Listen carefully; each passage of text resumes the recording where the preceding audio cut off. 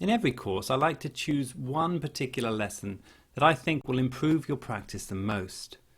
In this case, this is not about buying a better camera or doing anything technical. It's simply about getting closer to your subject.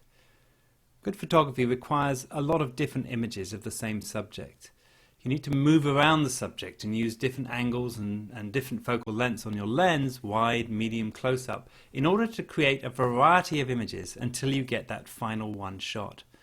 So in this lesson I want to go through one particular instance where I asked Thomas Kumbana, a Mozambican photographer, to go down to the beach with a small Canon Ixus camera, just a $200 camera similar to what I'm hoping most of you should be able to access, and shoot some photographs for what would be a possible feature on Maputo Bay.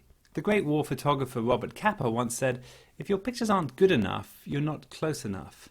Getting close was very important as part of the way that Thomas worked. He also needed to get his subjects comfortable, because a comfortable subject always makes a much better image. So if we go through his photographs, we start with the first. He's got a wide shot here. Now it's important to establish the place that you're at. Although the real impact is going to come from those close-up pictures, those close-up pictures need to have a location, and we do that through a wide image. So always remember that although you know where you are, the audience often doesn't. And if you have more than one picture to tell a story, it's important that you set the scene first with a wide picture. Secondly, he changes the angles, and if you look at the second image here, we see someone lying in the sand. He's got down low for this, he's got on eye level, and that again is very, very important, that when you're shooting pictures of people, that you address them at eye level rather than above. And when you're shooting children, that's often a mistake that people make. They shoot down rather than getting down on one knee. Good photographers have dirty knees, another very famous saying. In the third photograph, you see the results of a zoomed image. That is, he's using the telephoto to get a really tight crop of something that's happened, a close action impact shot. And that is another part of the variety of images that you need to try and create. Now you've got to remember that photography cards are quite cheap these days, and therefore you shouldn't be shy at all about shooting lots of pictures. We're not talking about film anymore. You should be shooting as you go along, talking to people, getting close to people, and taking pictures all the time.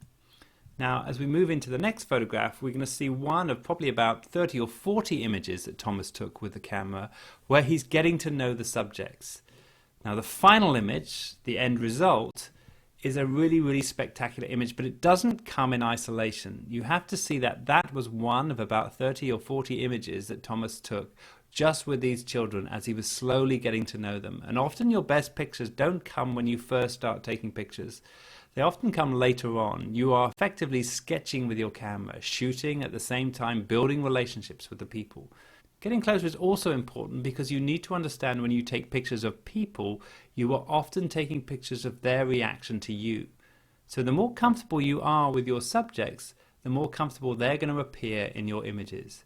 And this final end result from Thomas is a great example of a very comfortable image that he worked very hard to get by building relationships and getting closer and getting down on eye level.